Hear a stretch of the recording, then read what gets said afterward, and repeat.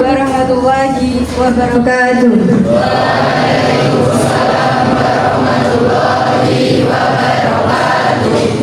Innal hamdalillah nahmaduhu wa nasta'inuhu wa nastaghfiruh wa na'udzu billahi min shururi anfusina wa min sayyiati a'malina may yahdihillahu fala mudilla lahu wa may yudlil fala hadiya lahu.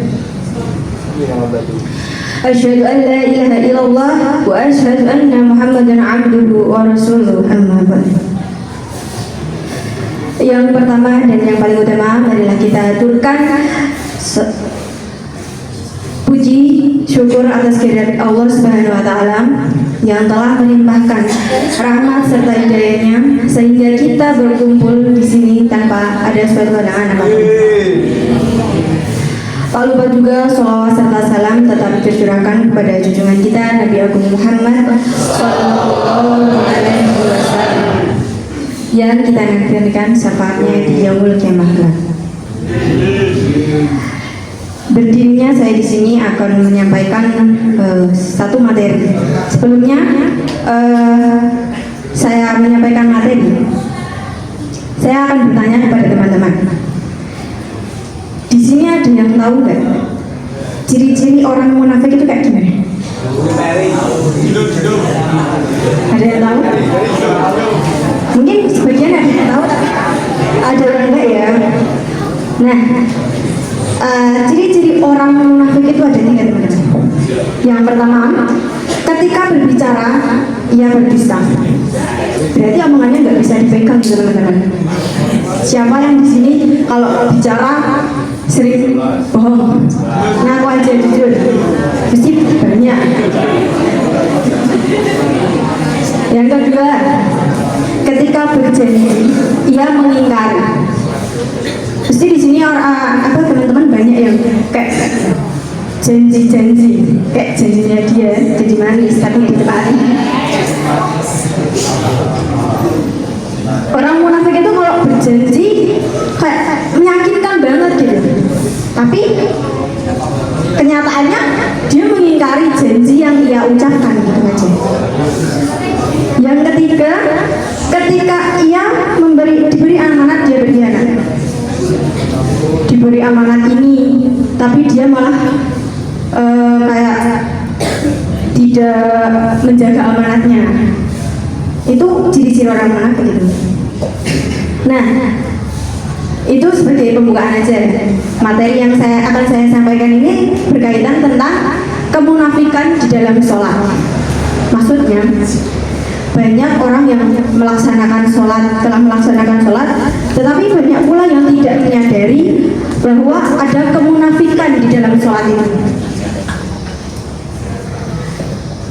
Yang pertama adalah rasa malas. Di sini siapa yang kalau ketika dengar azan, ya didengarkan azannya, atau malah pada mainan HP? Di sini banyaknya mungkin yang main HP ya, daripada mendengarkan azan, menjawab azan. Padahal itu seruan dari Allah untuk kita dipanggil buat beribadah kepada Allah. Tapi kalau malah kita seenaknya aja mendengarkan azan gitu, nggak dijawab, nggak didengarkan, malah ngobrol. Itu apa? Pemuda zaman sekarang itu seperti ini. Coba deh kita renungi bareng-bareng. Kalau kita itu ada azan, terus kita itu dengarkan azan dulu, dijawab azannya. Jangan malah ada azan, disuruh diem, malah lanjut ngobrol. Nanti azannya udah selesai, malah ngobrolnya udah. Itu malah kebalik, teman-teman. Terus yang kedua, riya. Kita sholat itu bukan karena ingin dipamerkan kepada orang-orang. Ini loh aku udah sholat, ini loh aku udah rajin sholat. Orang yang kemunafikan dalam sholat itu ya riya itu. Kita melakukan sholat tapi untuk dipamerkan, bukan karena kita ingin mendapat ridho Allah, tapi malah ingin dipamerkan. Ini loh aku udah sholat sholat, kamu sholatnya nggak kayak aku tepat waktu, itu nggak dapat pahala teman-teman. Kalau kita malah memamerkan sholatnya gitu nggak dapat pahala, malah kita dapat dosa, karena riya itu dosa teman-teman. Terus yang ketiga itu adalah persoalan hati dan pikiran dalam sholat.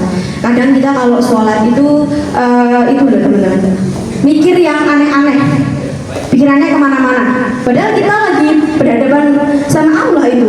Kenapa malah pikiran kita kemana-mana?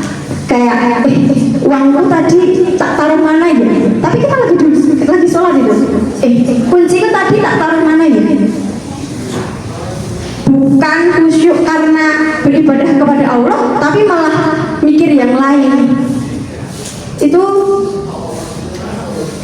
malah jadi apa ya teman-teman, nggak khusyuk sholatnya. Harusnya itu kita sholat khusyuk, terus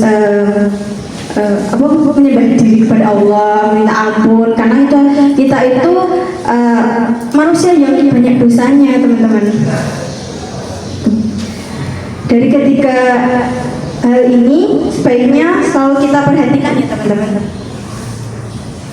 agar kita terhindar dari sifat kemunafikan tadi. Terus setelah sholat dengan penuh semangat, senang hati, dan lapang dada karena Allah.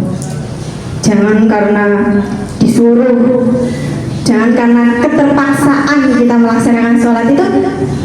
Kita itu udah besar, kita itu udah punya akal yang akal balik gitu loh. Kita itu harusnya kalau maksudnya udah masuk waktu sholat, kita itu lagi gitu loh. Kalau disuruh bukan malah bentar, ini masih lama waktunya sholat. Loh, emang kalian tahu umurnya kita itu sampai kapan? Lah yang enggak toh, bisa jadi sejam lagi kita udah nggak ada, kan bisa jadi.